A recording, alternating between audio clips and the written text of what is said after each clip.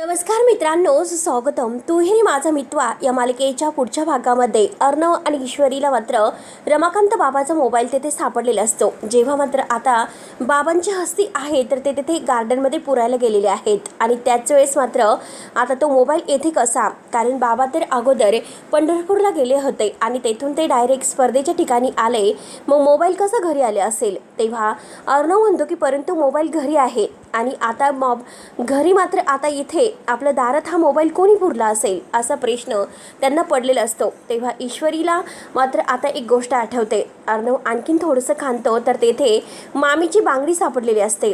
ईश्वरीला मात्र ही मामींची बांगडी आहे, कारण काल रात्री जेव्हा त्या काहीतरी पुरत होत्या त्यांच्या हातातून रक्त आलं होतं आणि बांगडी फुटलेली होती. हे मात्र आता ईश्वरीला आठवते, म्हणून ईश्वरी म्हणते की ही नक्कीच मामींची बांगडी आहे. त्यानंतर ईश्वरी आता मामींकडे येते. मामीला अगदी हात म्हणते की बघू मामी तुमचा हात, आणि बघते तर काय म्हणते की मामी अहो तुमची बांगडी फुटली आणि हाताला किती लागलेला आहे. ते वल्लरीला काय उत्तर द्यावं तेच काही कळत नसतं. वल्लरी ईश्वरीकडे बघत असते आणि ईश्वरीने बरोबर मामीला रंगे हात पकडलेलं असतं. तर मित्रांनो, आता पुढे नक्की काय होईल हे बघायला विसरू नका. तोपर्यंत धन्यवाद.